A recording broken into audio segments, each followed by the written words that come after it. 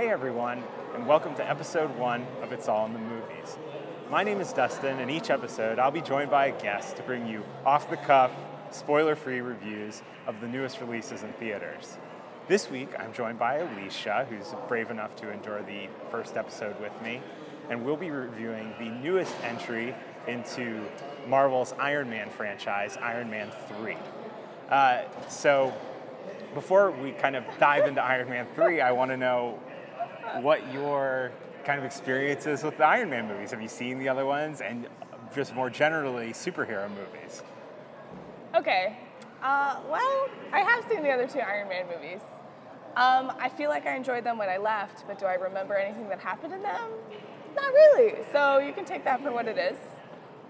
Superhero movies in general, same kind of thing. I feel like I leave them enjoying them, kind of thinking they're a little bit silly at the time, and how many more superhero movies can they possibly make?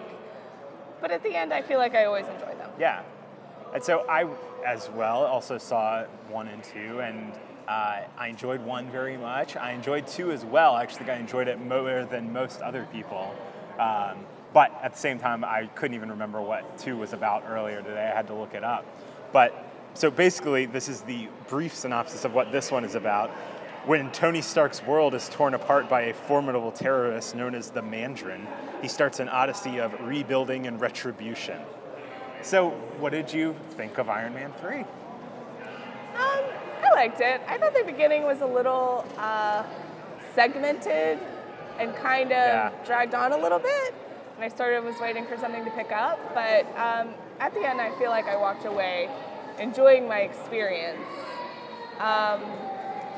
Is probably the best way I can put it. I mean, I think I overall liked it too. I mean, I did like it. I thought the Iron Man movies kind of rely on 2 big things. They rely on the humor and the kind of personality of Robert Downey Jr., which I think was either really funny or kind of landed flat. Yeah, sometimes it landed a little flat, some of the humor, particularly early on. And then the action sequences I thought were phenomenal. I thought every one of them was really memorable, really staged really well. I could tell what was happening, I could tell what was going on, but at the same time I do agree that I kind of think it was an issue with like too many characters almost. It was like there were so many characters, and you get to the end and you're like, I don't even know why that person was a character. They just I felt like that most of the movie.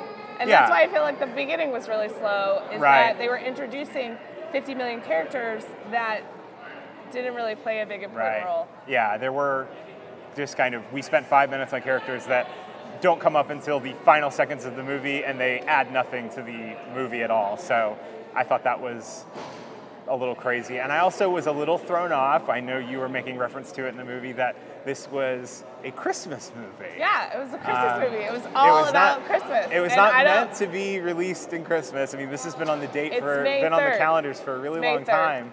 Yeah, and so I was a little thrown off by seeing a winter Christmas movie.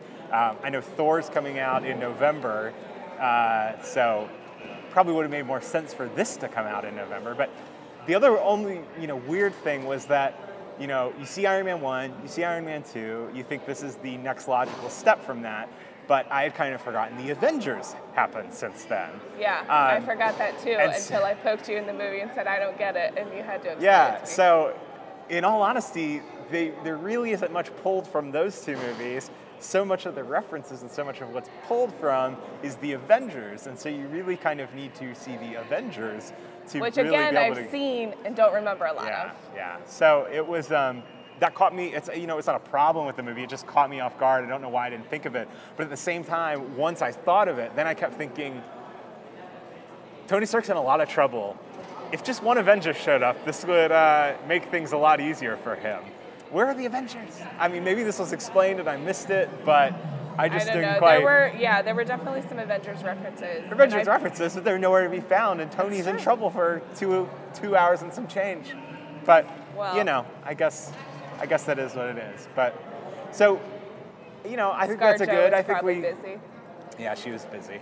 So what just overall, would you recommend people see it? Would you tell them to wait? What would you say? Yeah, I mean, I would recommend people to see it.